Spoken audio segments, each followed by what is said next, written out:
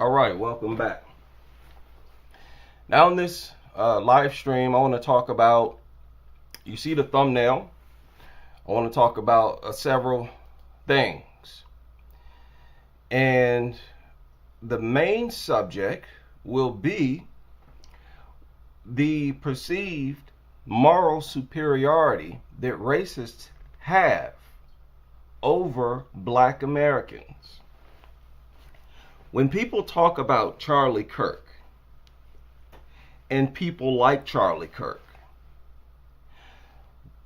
the way I register the entirety of their rhetoric when they talk about us is their attempt to project themselves as morally superior. So morally superior that they assume the position of a parent, or in this case, more like an overseer. They literally assume the position of moral superiority.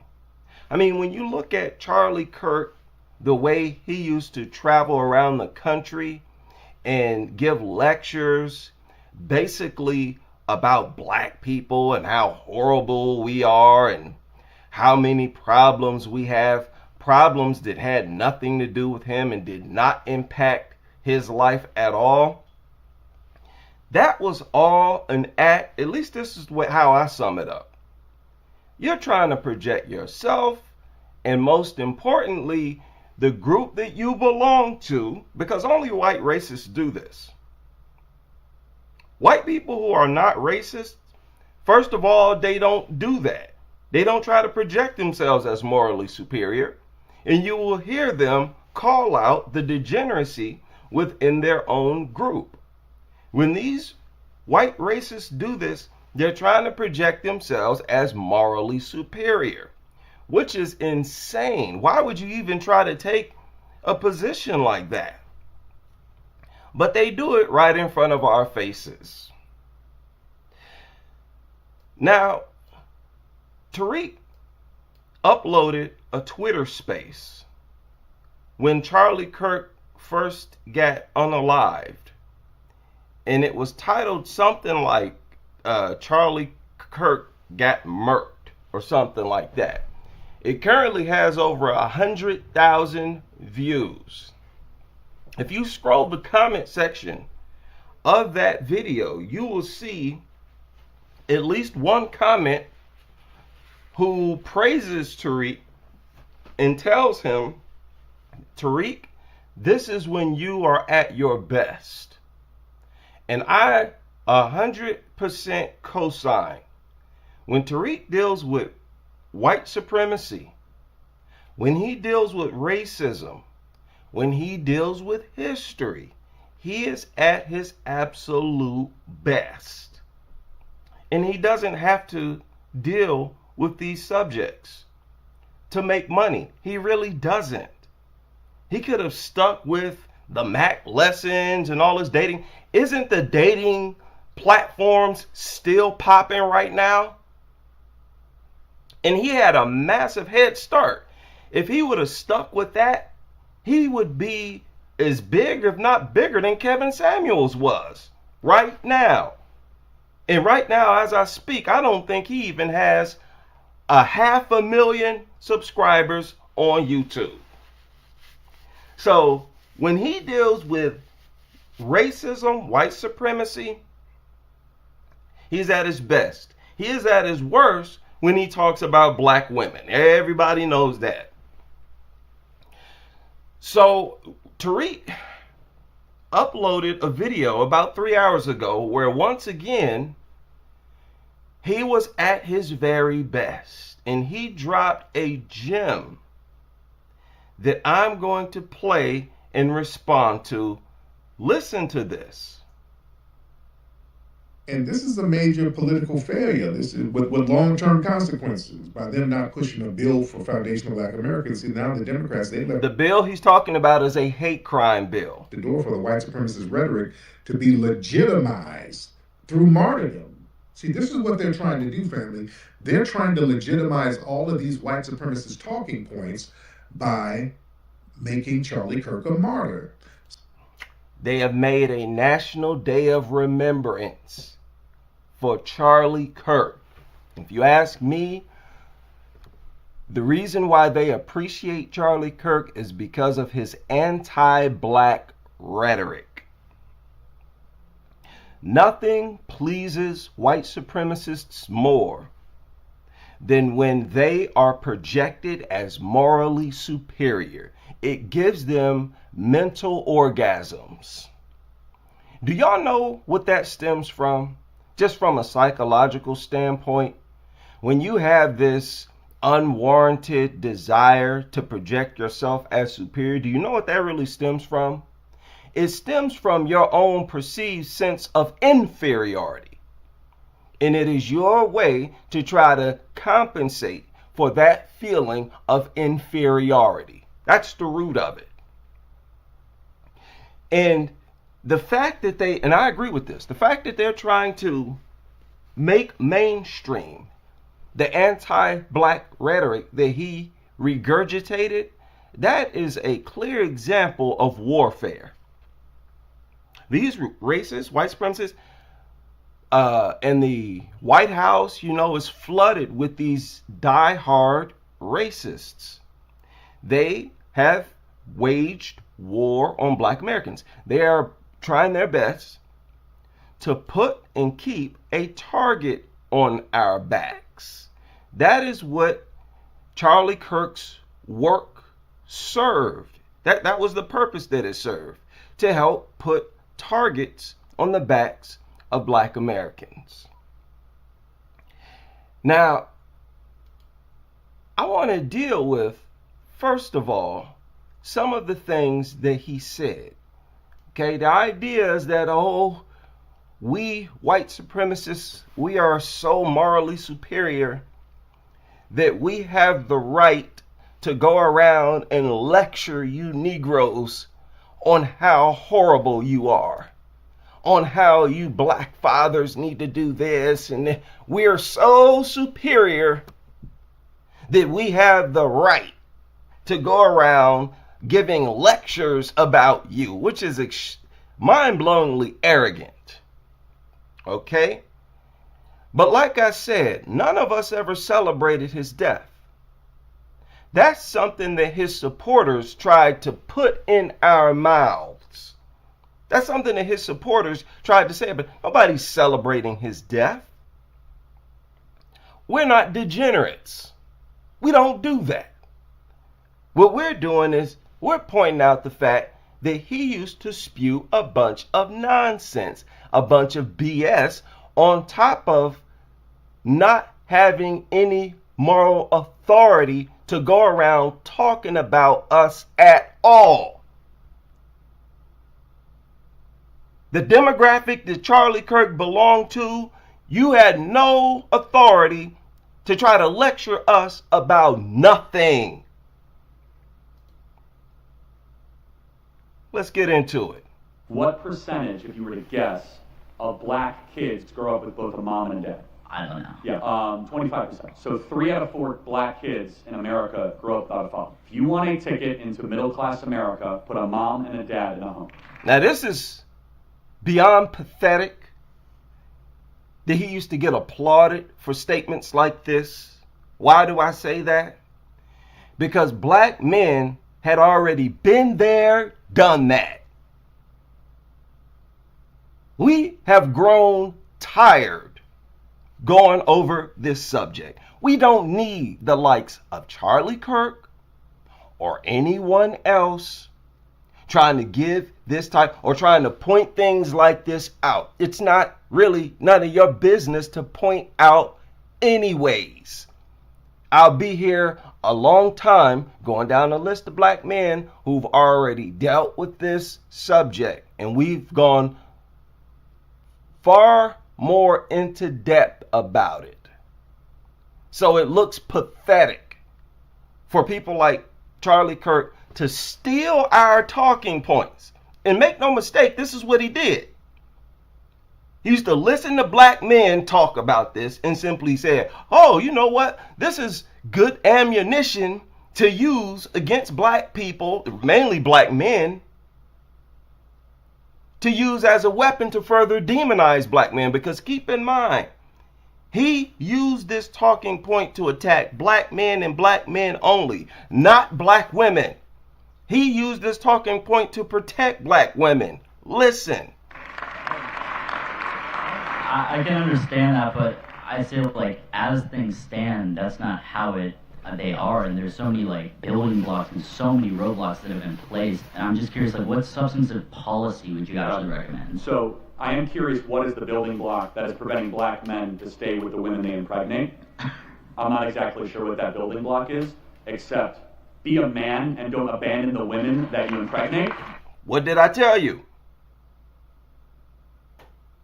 His whole purpose for dealing with this subject was to demonize black men and provide cape for black women. I know for a fact that Charlie Kirk has listened to the work of Kevin Samuels. Yet, he went against what Kevin Samuels proved. And he knowingly went against it. What did Kevin Samuels prove? That these women were the ones leaving the fathers, not the other way around. You disagree? Tell me how Charlie Kirk magically discovered that it was the fathers simply abandoning their kid's mother. Tell me, what method did Charlie Kirk use to find that out? Go ahead, white supremacists. The floor is yours. How did he find that out? Did he interview thousands of black people like Kevin Samuels did? No, he did not. You know what he did instead? He went right back to their original plan, which is to look at the single mother stats and assume that the fathers simply ran away, right? Laid up with a black woman, got the phone call that she was pregnant, and then he skipped town. Then he just ran away. They have never been able to prove that. Yet they've always tried to say that. And it's nonsense. That right there lets me know that he was not genuine. He was not genuine. His aim was to push an anti-black male agenda. He only co-signed with black men when those black men were flaming coons, flaming anti-black coons looking for white acceptance. Those types of black men, yeah, Charlie would co-sign. We'll get into some more of that. But understand, this idea that single black mothers exist because they were simply abandoned by their kids' fathers, that is actually an insane statement to make. Especially when you have done nothing to find out exactly why those mothers and fathers separated. You've done no research into that whatsoever. Because if you did, you would know that thousands upon, and he does know, thousands upon thousands of black women have been interviewed already. Not just by Kevin Samuels, by several other content creators like that. And well over 90% of them admit, I left him. I left him. So don't give me that. Don't give me that. His job was to push anti-black rhetoric. Let's listen to another one. This is from his own channel too. 75% of black youth are raised without a father in the home. Is that a concern for you? Of course it's a concern, because I think that there's economic handicaps that occur. You don't have to be rich to stay with the person you impregnate. Do you discount that a single female can raise a successful member of the society? Of course they can, but you know that a single female is more likely to have a child that ends up in prison, does not graduate high school, and joins a gang because they need a father figure around. God bless single mothers. This particular moment, I almost suspect that this old white man was a plant.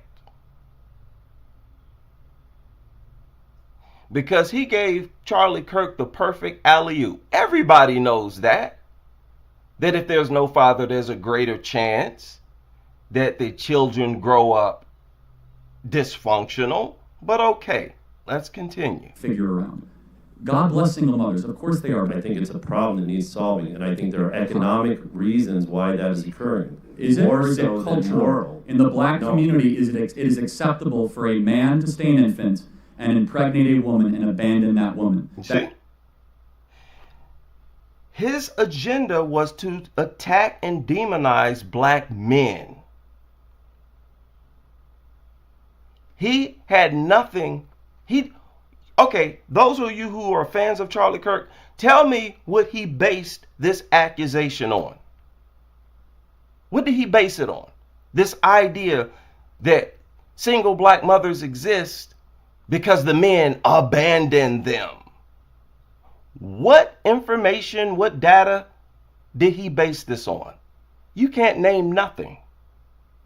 None of you can name nothing. It's simply your assumption, because that's what you want to believe.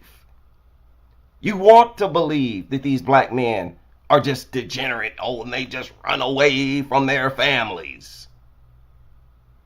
But aside from that, we shouldn't even be having this discussion. Because who are you as a white man to lecture us about the nature of our relationships, which you're basically trying to lecture black men on our morals. That's all this is. Up here trying to argue that black men have degenerate morals, and they've made it a part of their culture to run away as soon as they find out that they're a father, like an animal, like an ape in the jungle. Oh, you're so primitive without a functional frontal lobe. You found out that you were a father and you got scared and you ran away like a dumb animal. Who are you to go around trying to lecture black men on our morals? Answer that question. And as you answer that question, take a good look at this.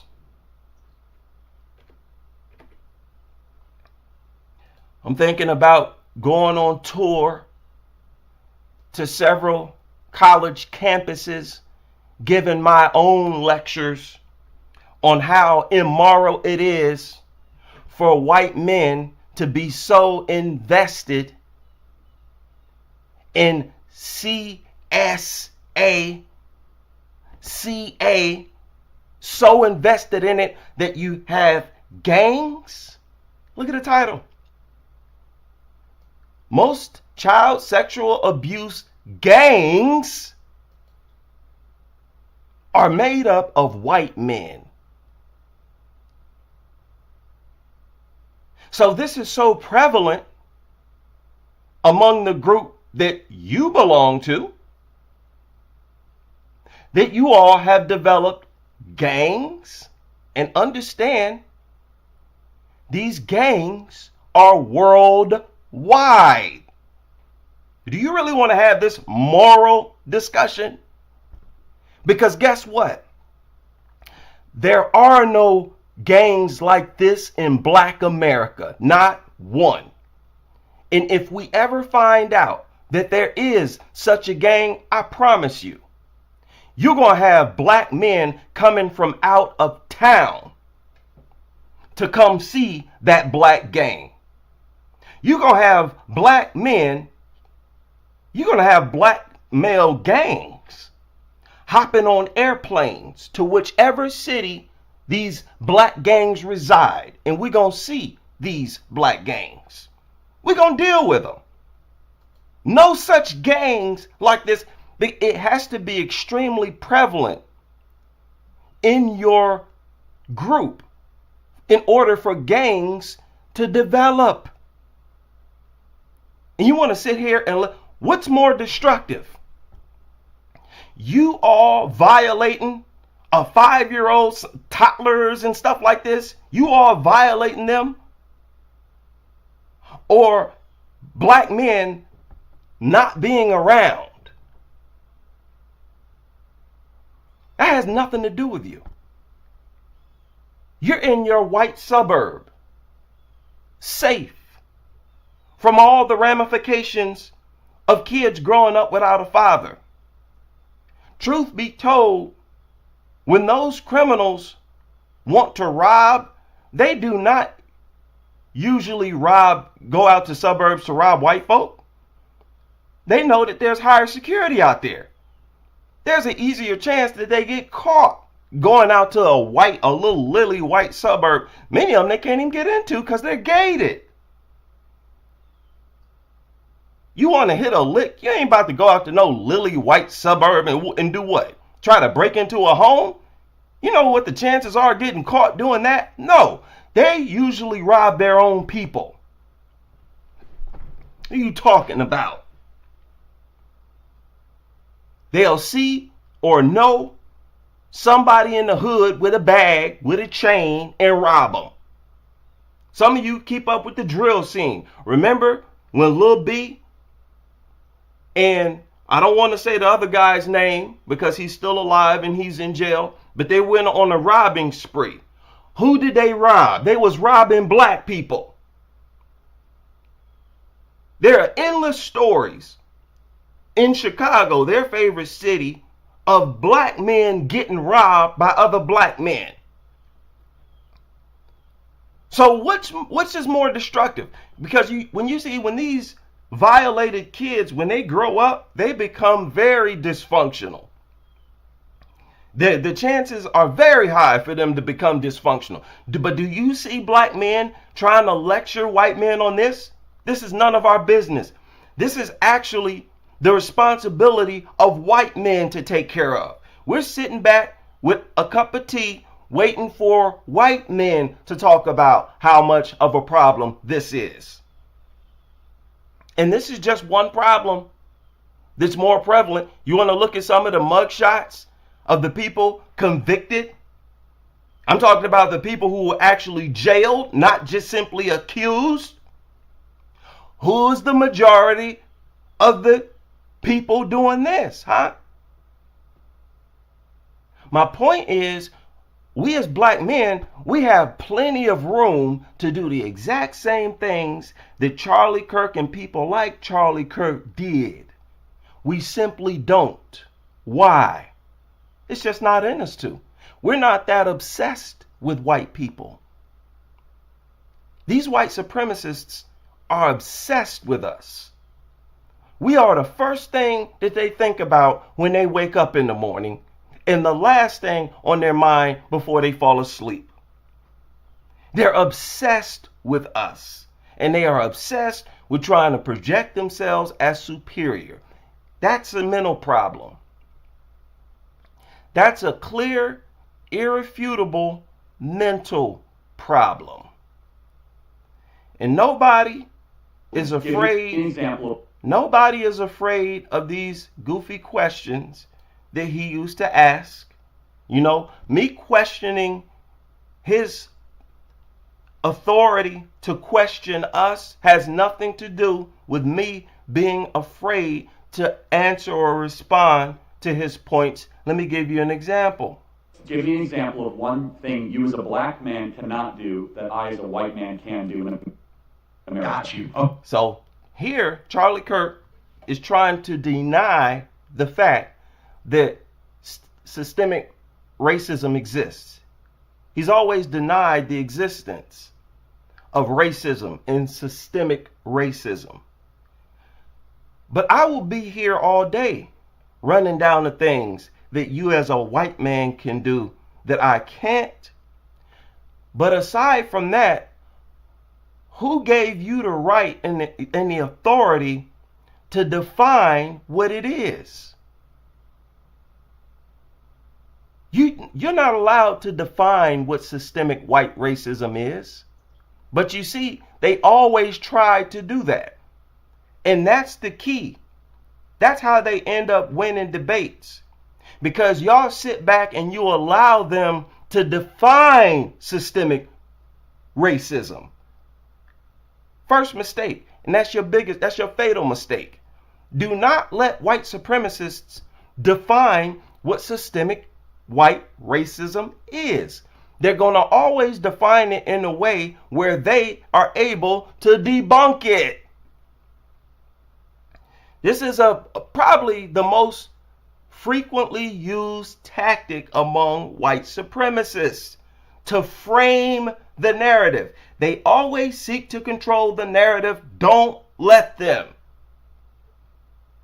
Now, what can you do that I can't do? I can't instantly get the media to rally behind me the way you can. I cannot feel as safe as you feel around cops. And it's more about chances and likelihoods. There's less likelihood that you get brutalized, arrested, unalived, charged, face a serious charge, and all of that. You're less likely simply because you're white. That's just what it is. And that is the root. Systemic racism is about attitudes. He was asked another question. I think I got it here. Let me see if here it is right here.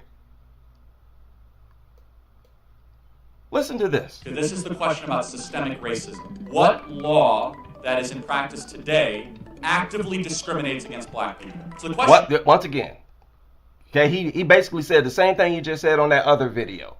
Their idea is that since there are no white-only signs, then racism doesn't exist, which is so elementary and easy to debunk these dudes. I don't know how they were able to have so much success.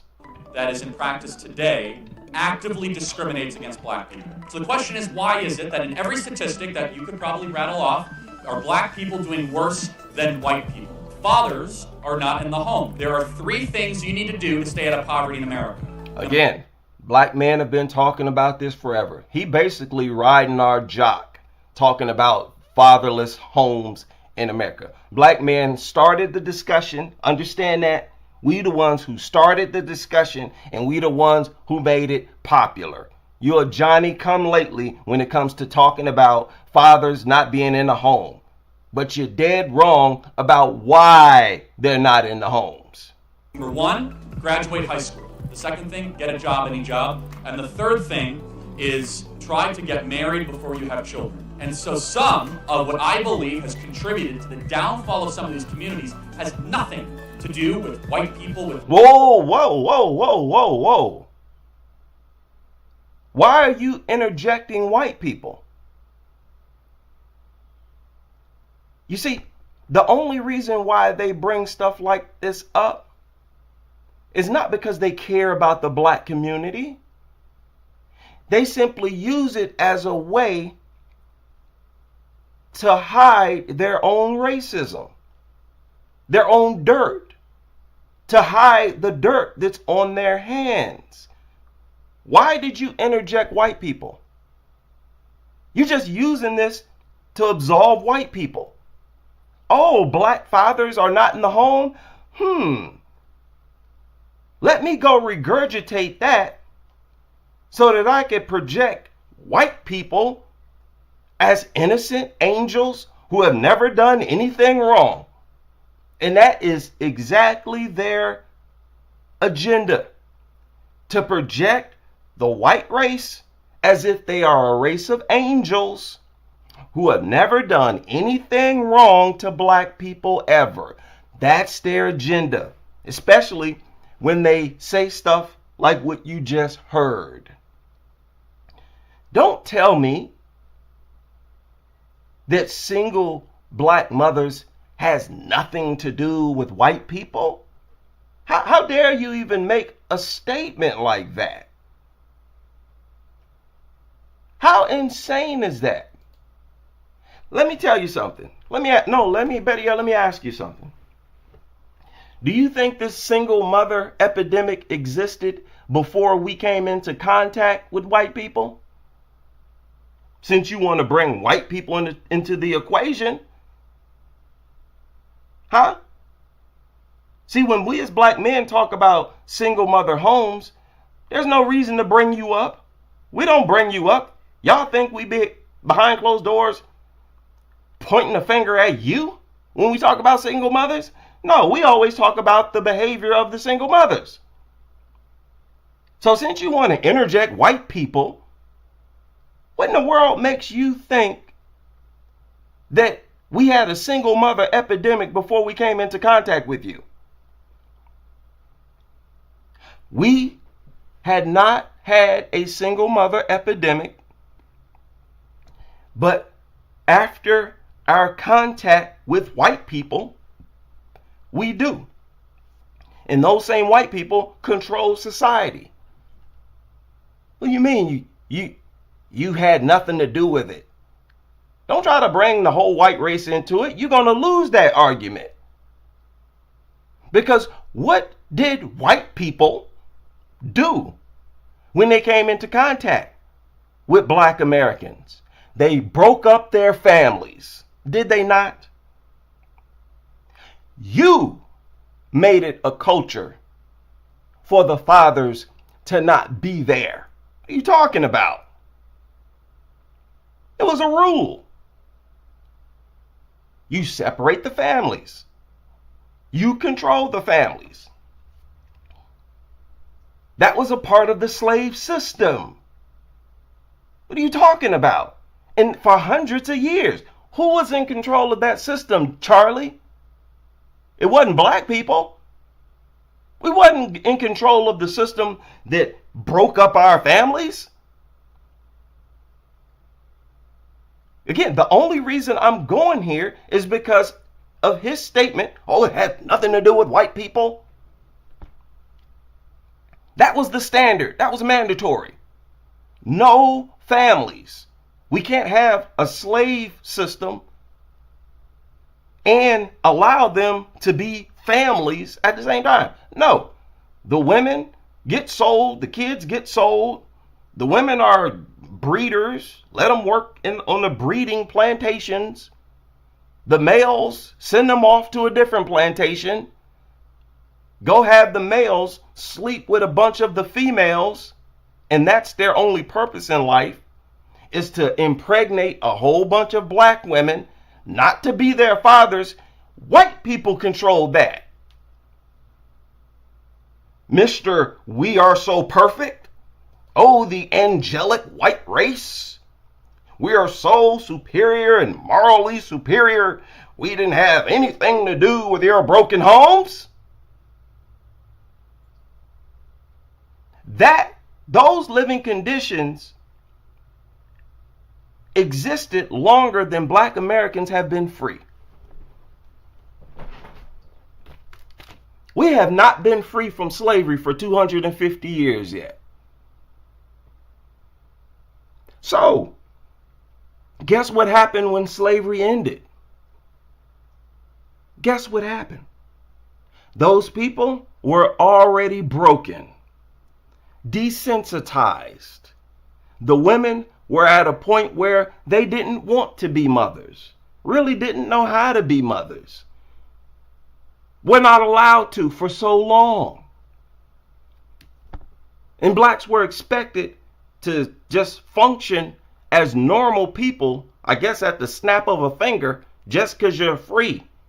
You think they're not going to be lingering effects of existing as lifelong slaves? What is wrong? A large part of this has to do with white racists like Charlie Kirk refusing to hold themselves accountable for the way black Americans are. That's their biggest phobia. They don't want to believe that they had anything to do with how dysfunctional black Americans are. And again, that's your own interjection. We as black men, we're not sitting over here trying to make white people the cause of everything. We understand what happened, and the thing that we preach is that we are in control now. So we just need to shake off the demons and do better. Y'all the one who interject you. Well, it's not because of us. It's not. Yes, you did have a major part in it. The white race started it. We didn't enslave ourselves. We didn't voluntarily break up our families. So again, when slavery ended, black people were more married than even white people. We had a marriage rate of something like 85%. We were more married than white Americans. And then what happened? What happened? Our government, which is run by white men, made an offer to black women. You basically say, hey, we have a substitute father for you.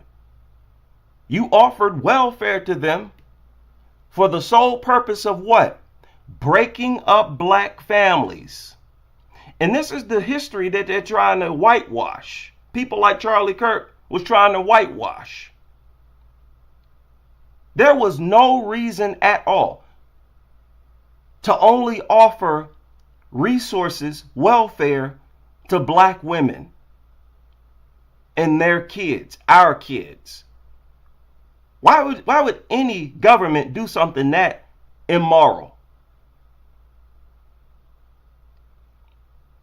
You're going to make it where the only way, because you have deindustrialized the country, and you want to say, hey, we'll offer you resources if you leave your kid's father. And then they would send out investigators to make sure there were no fathers in the homes where these black women resided. And you want to say single mothers in this country had nothing to do with white people? Ridiculous. It's almost like they feel guilty for playing such a role in black American dysfunction that they want to get a head start and jump out here and deny it. That's all this is about. Trying to deny and avoid accountability. Black Americans did not control the U.S. government, ever. So what are you talking about? When welfare was offered to white Americans, they did not make it mandatory for the fathers to not be there. And they disguised the welfare as subsidies and all these other types of programs. You made it a point to keep white families intact. So don't sit there and tell me white people had nothing to do with it. That's an outright lie. And your brain works well enough for you to realize that. So this was a conscious agenda to further put targets on black men's backs and further demonize black men. You see, what Kevin Samuels did, what he accomplished, was he removed that demonization of black men. He came and made popular the truth. He didn't come up with it. Like I said, My channel is here online, and I made that channel before Kevin Samuels came onto YouTube, where I talked about how these women are leaving their kids' fathers. Yeah, I'm not trying to hear it. Do not try to position yourself as morally superior. Please stop that. Pander to blacks. They're in every TV commercial. Now, this is another example. I played this before. And the thing you want to focus on is that this is Charlie's own channel. This is his channel. You see it right here. And look at what he titled this video. Black privilege. And he's going to give an example of what black privilege is. And it's not affirmative action. Black people were never the primary beneficiaries of affirmative action. Of course we pander to blacks. They're in every TV commercial. They get...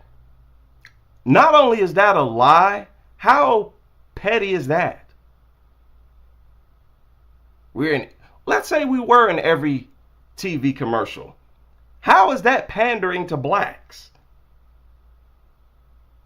And like I said before, you have to be a white supremacist to think like that. Because you have to sit there and expect to only see white people in commercials. You want to only see white people in commercials. And when there's a black person, you interpret that as pandering to black people. Why? Because you ain't supposed to be there. Your black face ain't supposed to be there because you black. This is pathetic. They get more privileges to come into society. They come into every That makes no sense. college on preferential with lower test scores. More lies. I don't believe that for 1 second. Can't ever say anything negative. You can lose. Really? Can't say nothing negative about it. The question is, why are you so anxious to say negative things about black people? That's the real question. Why is it such a priority? Why is it such a big deal for you to say negative things about black? That's the real question. Lose your job. You have your entire life. Okay, enough of that. Let me give you an example of a black man who Charlie Kirk, people like Charlie Kirk, would co-sign. This is again from his channel. 10 things black students don't need in school is the title. There are 10 things that black students don't need. Number one, we don't need affirmative action. We don't need it because we've never been the primary beneficiaries of it. Number two, we don't need equity. Number three, we don't need to be pandered to. Number four, we don't need you to dumb down. Right, we don't need to be pandered to. It's the white liberals who always used to do that because they always tried to keep us in a childlike mental state. That's what the liberals do. They are just as racist. They are just as racist as the right. Make no mistake about it. Down test scores in order for us to thrive. Number five, we don't need a school system promoting victim mentality. Again, this is all liberal stuff. Number six, we don't need the soft bigotry of low expectations as we heard from other. We don't need, number seven, critical race theory or intersectionality. Again, yeah, we don't need it because we never invented no goofy critical race theory. But racism exists. Okay, make no mistake about that. Number eight, And systemic racism exists. we don't need reparations or There you go. Reparations. These are the types of people Charlie Kirk co-signs with. You against reparations? Oh, that alone. They'll tilt their hat to you for just saying that alone. 1 second.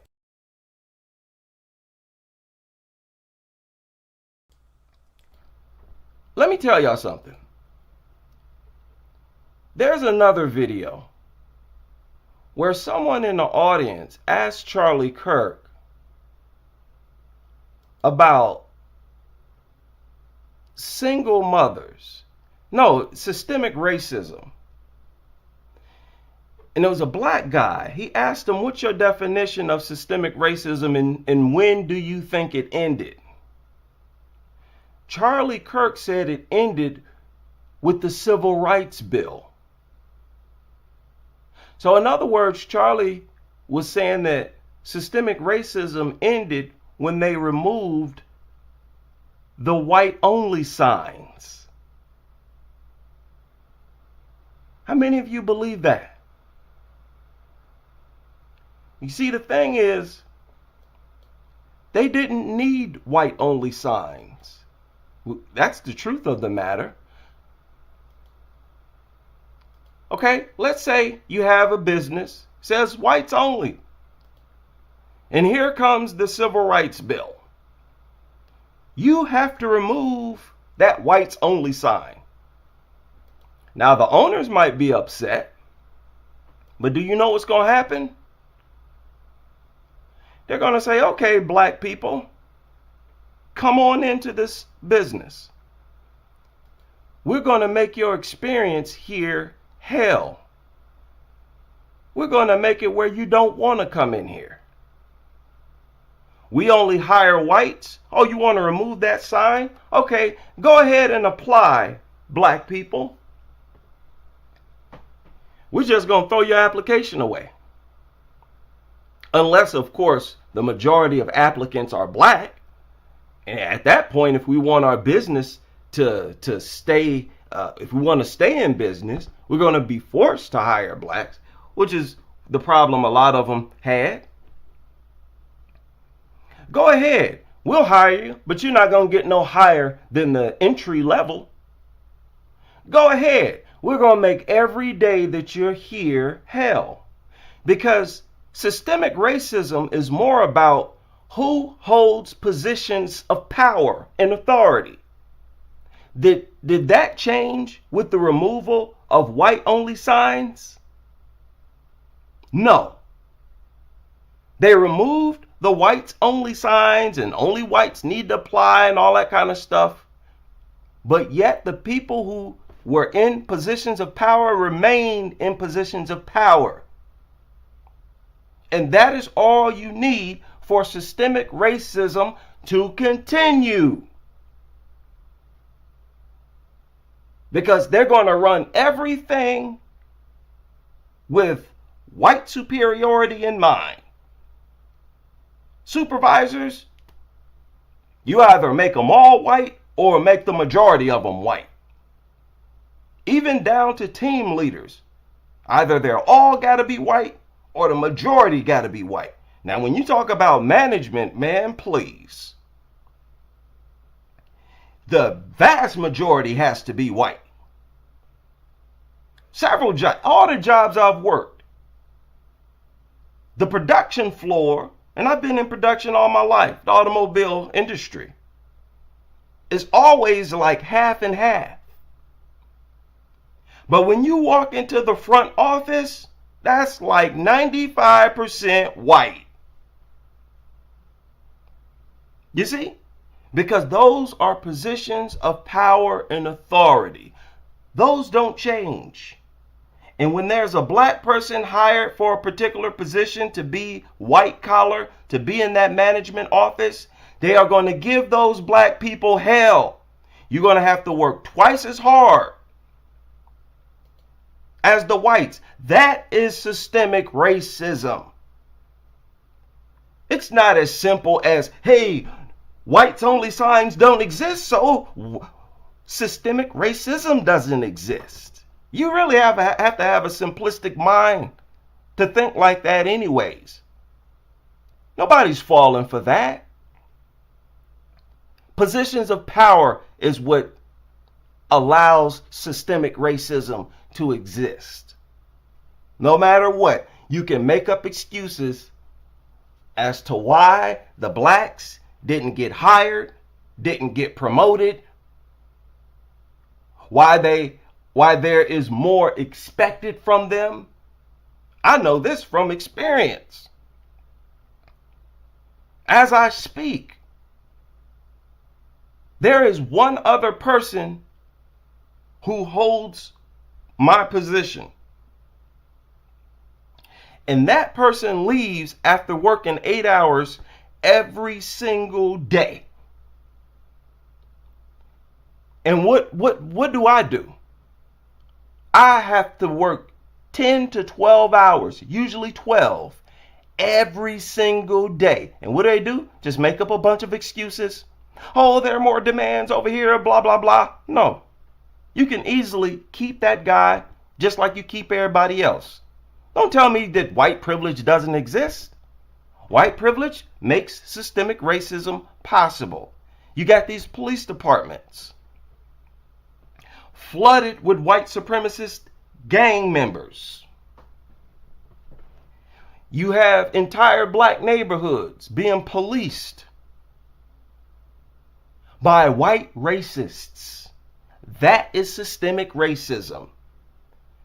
The fact that we get punished far more harshly for committing the same crimes, that is systemic racism. And everything I'm pointing out is things that have been proven, irrefutable.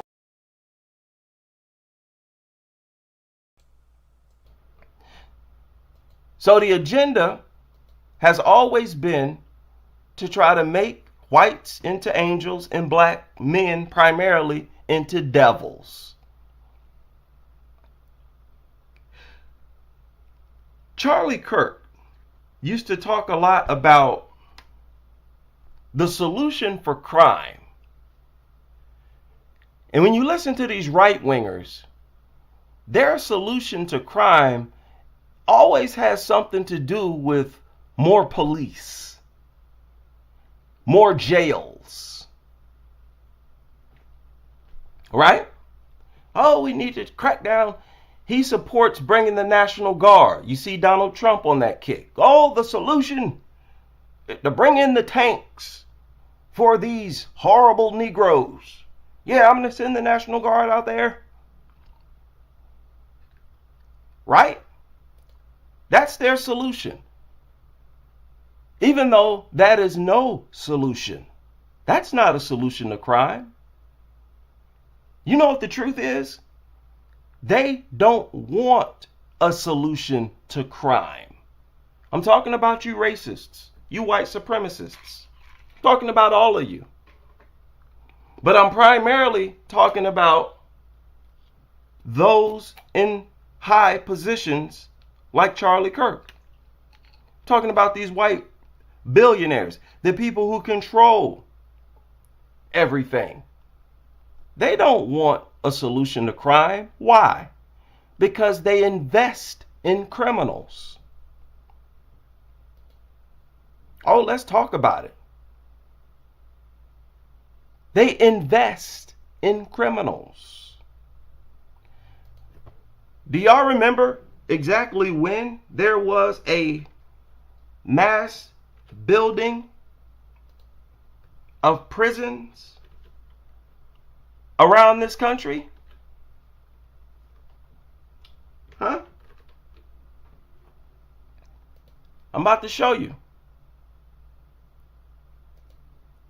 Look at your screen. See that? The mass building of prisons refers to a rapid expansion of correctional facilities in the U.S. that coincided with the rise of mass incarceration, a period of dramatically increasing imprisonment rates from the 1970s onward. What does that mean? That means we need criminals to fill these prisons. They just passed the Civil Rights Bill, and their thinking was, okay, we can't oppress these people through slavery. We can't oppress them through Jim Crow laws. Let's make this the new tool of oppression. let's haul them all into prisons. Well, how are we going to do that? Don't worry. Let's just build the prisons. And what did they do? After they built all these prisons, what did they do? And again, notice this started right after the Civil Rights Bill was passed. What did they do? Built all these prisons. What did they do? They built the prisons because they knew that they had a bunch of single black mothers out there. Oh yeah. Let's just separate the families again, get the men out of the home, get the fathers out of the lives of the children. And that alone is going to create more criminals. Let's build the prisons. And on top of that, let's create a pro-criminal culture for Black Americans. Which is exactly why the Letter Boys created gangster rap.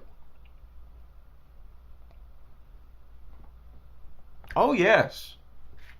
It's a real simple game. Once you step back and look at it. Let's put trillions of dollars into gangster rap.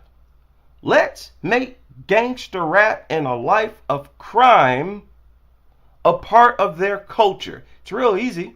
We'll just promote it. Put it on the TV. Put it before them. Make it so every time those youngsters in single mother homes turn on the TV, they see some gangster rapper praising a life of criminality. They'll grow up and feel like the path to manhood is to engage in this criminality. They see that all the women want these same types of gangsters. Oh yes. And now they're filling the prison systems. You are invested in blacks being criminals. Don't sit up here and pretend like you want a solution to black crime. That's exactly why their solution is more police, the National Guard. Because when they send the National Guard and the police, they benefit from the increased incarceration rate. Financially. They don't want to attack the root. They just want to arrest the criminals and leave the dynamic that creates the criminals intact. Ignore the culture they created that creates criminals. Ignore it. That's why I say, young black people, y'all falling into traps.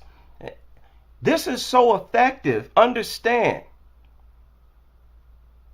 In Chicago, the average age of a shooter is around 15, 16, 17. A time when they're still kids. Oh yeah, and they made it legal to upload drill music on the internet, didn't they? That's all a part of their investment in the creation of black criminals. Where those young black gangsters are bragging about real crimes, real homicides, and y'all allow it to stay on the internet in droves because they were continuing the culture of producing criminals. What, do you think they built all these prisons so that they could sit there empty? Y'all remember that negotiation where a prison owner was getting ready to sell a prison and the buyer said, if I'm going to buy it, it has to be 95% full? Don't give me that. So you are in no moral position to sit there and give us a lecture about how white people have nothing to do with our issues. That doesn't mean that we're sitting back talking about white people nonstop.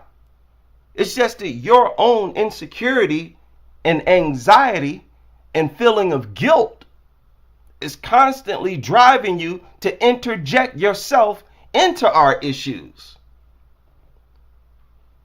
See, it's not white people. No, pump your brakes. Trying to act like you are a group of angels. Black Americans don't do that. We don't sit up here and project ourselves as a race of angels. And I get on the case of black people who do that. I've accused Tariq of doing that. But when you listen to Tariq, he will even acknowledge how there's a ratchet sector of black America, a degenerate class of black America. He even acknowledges that. So I don't want to hear this nonsense. Getting up here trying to project yourself as morally superior, talking about the solution for crime. Oh, we got to get these black fathers, get them back in the home because they run away. Get out of here. You invest in the creation of criminals so that you can profit off locking them up. Systemic racism is made possible by holding positions of power and authority in society, not because of a whites-only sign. And why are black Republicans always a bunch of coons? That's why I really don't respect these coons. They're such slaves that the only way they know to be a black Republican is to regurgitate everything that white Republicans say. That's why you hear them up here saying the same anti-black things that white Republicans say.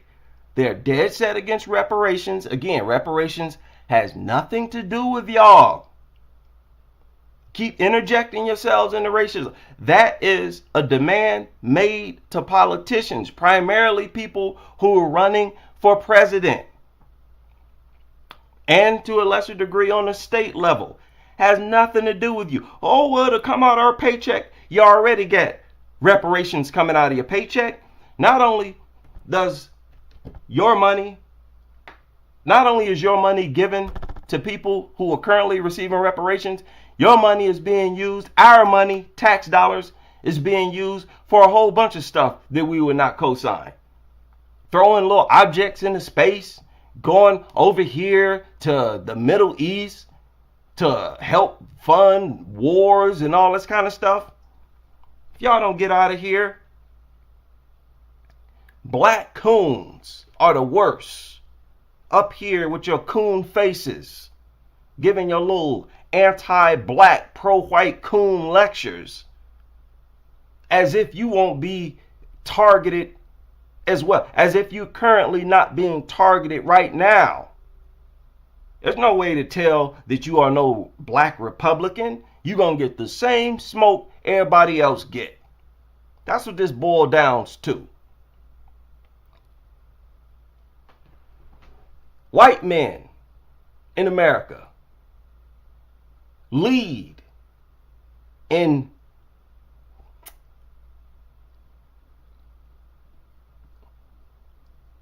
I don't want to say the word, pedophiles, right? They lead in that. Sexual abuse. I have another channel where I talk about the laws that surround dog ownership.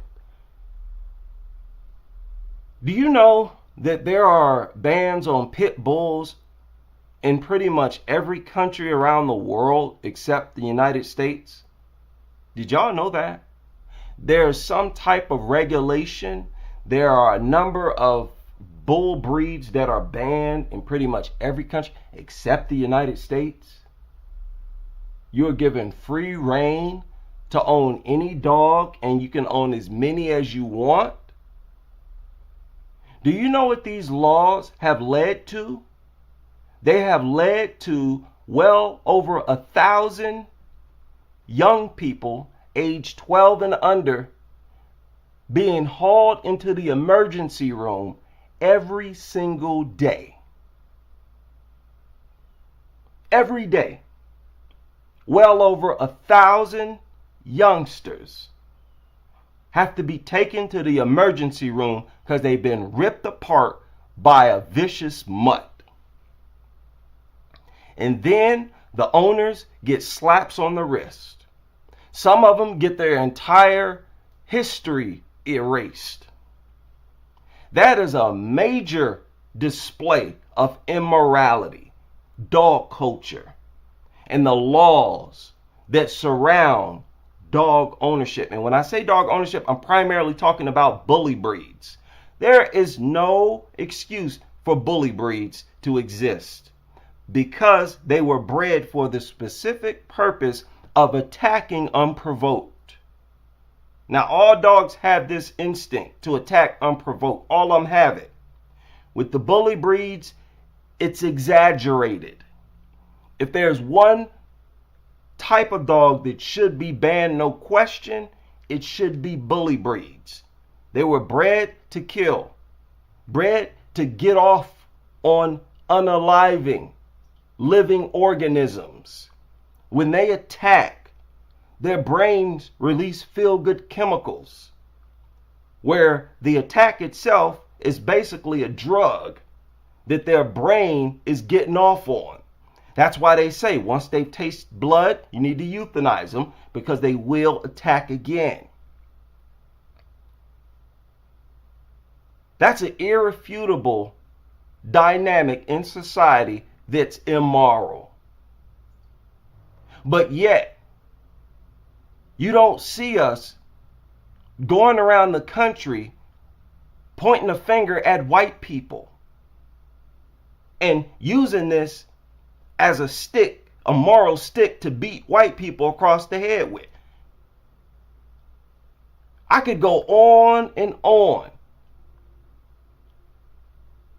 the different subjects that I could go around and give white people lectures on. But who am I? Who am I? And that's the whole point. That's the pattern I see with these white supremacists. They always try to project themselves as morally superior. And they turn a blind eye to their own degeneracy. When really, their own degeneracy actually historically and even currently contributes to black dysfunction because we don't control society. The people who control society largely have control of the people in society. You want a solution for crime? Stop promoting crime. Stop signal boosting. Stop making criminal lifestyles look appealing. They did it with the mobster movies. Right? They did it with the Al Capones, and they project them as deities for the most part, heroes. You look at the presidents, many of them were slave owners. Very racist, vile slave owners. You prop up a bunch of criminals and you prop up criminality itself. You glorify it in this country. Black Americans did not invent gangster rap, but they accepted it because it was a black man rapping.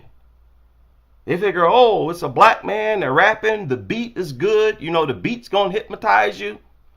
I'll just listen to it and the lyrics ain't gonna hurt me. More glorification of a criminal lifestyle. I've always talked also about horror movies Do you know what horror movies actually promotes? Serial killings. Horror movies glorify serial killings. Serial killers are really dealt with and treated like heroes. Look at all the movies that are made about them. What do you think goes through the mind of a real serial killer when they watch these movies and they see people's head get chopped off and all this kind of stuff and it looks real? Don't you think that they sit back in their mind and think to themselves, man, I want to do that too? Huh? Pretty much every act of degeneracy that you can think of is glorified in this country. People largely are a product of their environment. Why don't you remove the glorification of criminality from the environment? See, they don't talk about that because they don't want that to happen. Icing on the cake. They always talking about Chicago, Chicago, Chicago. Well, guess what? Chicago is the one city here in the United States where it has been proven that the government supplied military-grade ammunition to those gang members. And do you still want to give me a lecture about how the violence in Chicago has nothing to do with white people? Stop trying to absolve all white people. And I wouldn't point things like this out. It's basically what it boils down to. Stop making stupid statements like that. Oh, it had nothing to do with white people. It's your own guilty complex that drives you to say things like that anyways. What type of governing is that?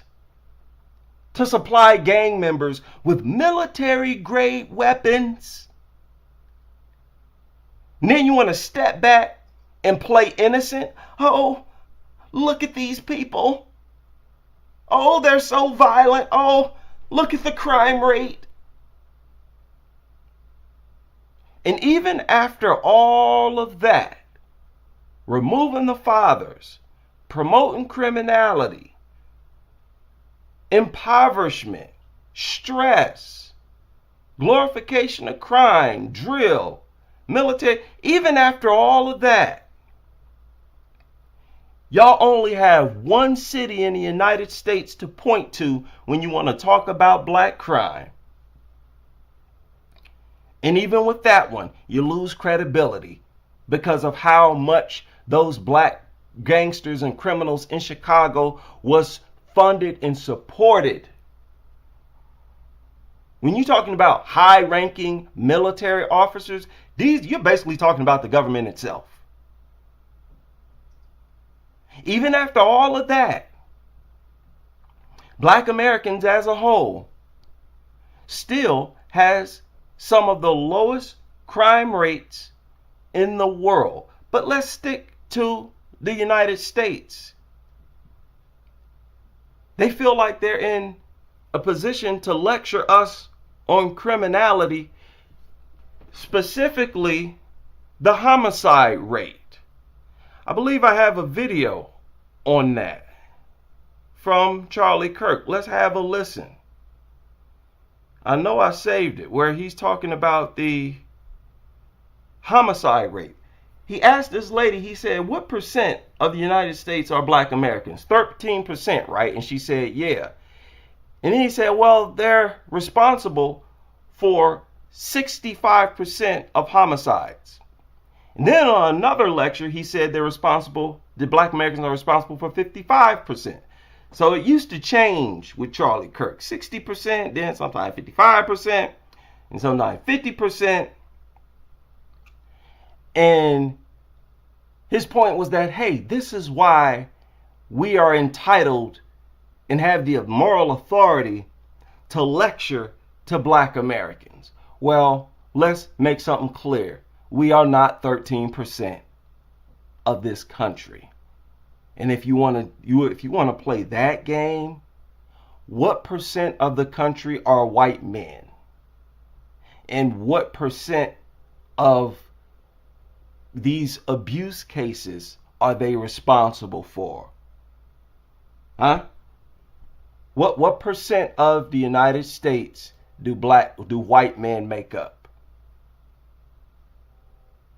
Huh? It's less than 50%. But they're responsible for well over half of these sick cases. You want to have a moral debate? You don't want to have a debate like that. So stop going there. Stop kicking debates like that off. We black men, we're not initiating discussions like that. But you force us to if you want to continue on the path that you're on. We can point out your degeneracy also.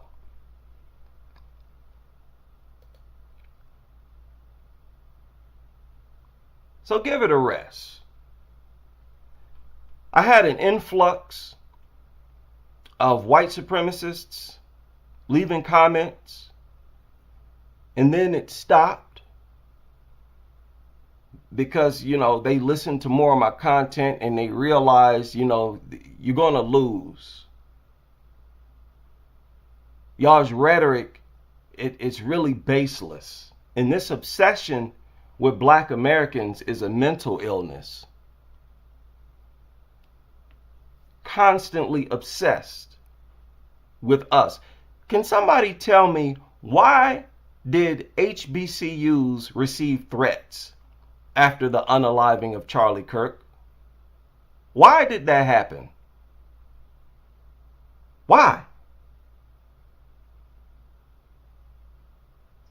You hear the supporters of Charlie Kirk say that, hey, history student, he was unalived by another white man. It has nothing to do with black people. Okay, so why are black people receiving threats?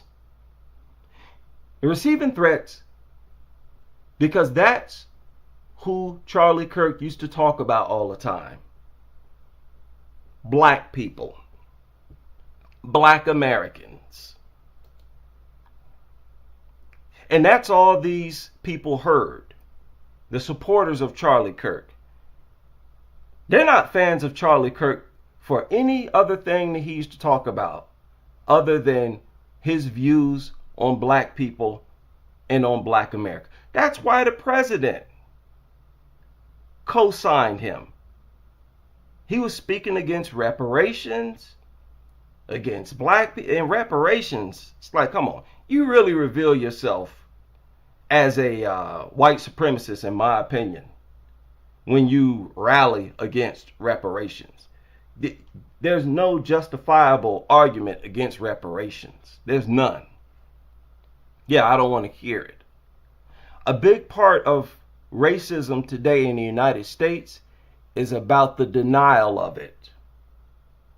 The constant denial that it even exists. Ridiculous. Racism is getting more intense in this country right now.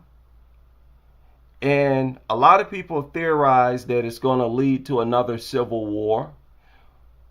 Well, right now there already is a social civil war. They're saying it's going to eventually be physical. And how do we know it's not already physical? You're already hearing about black people being found hanging from trees and whatnot. The real solution is for you to mind your business. Focus on yourself and leave other people alone. You want to pass your little goofy laws and whatnot?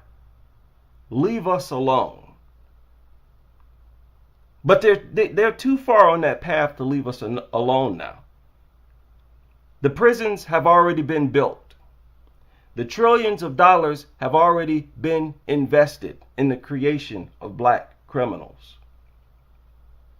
The propaganda is too far gone at this point. So it's just downhill from here. More and more Americans are looking at other countries as a more appealing place to live, because the United States is only going to get worse and worse. And a national day of remembrance for Charlie Kirk. I had a few Charlie Kirk supporters leave a comment talking about how we should be empathetic and all this kind of stuff.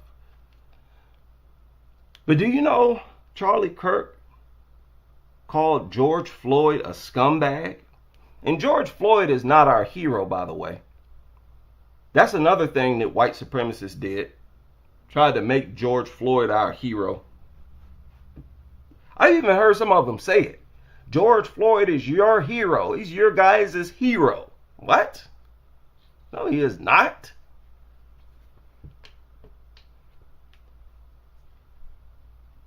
But Charlie Kirk said that he don't even like the word empathy.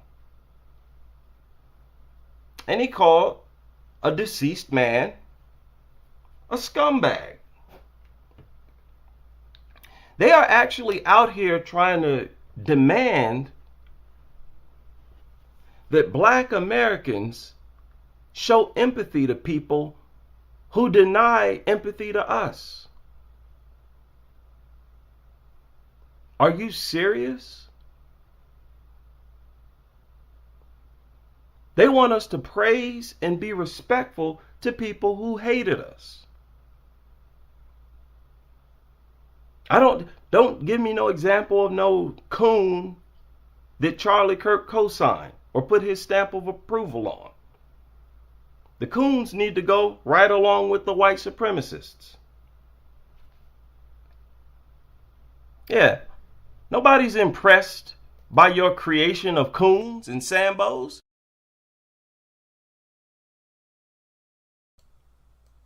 Yeah, take your mascots with you. White supremacy, even though it's getting more intense, the reason it's becoming more intense is because it's being more and more exposed. The illegitimacy of it. The extent to which their rhetoric doesn't make sense is being more and more exposed. Why? It's because more and more people are paying attention to it. And I'm talking both black and white. In case you're unaware, I've seen several videos of white people giving Charlie Kirk and people like him the business.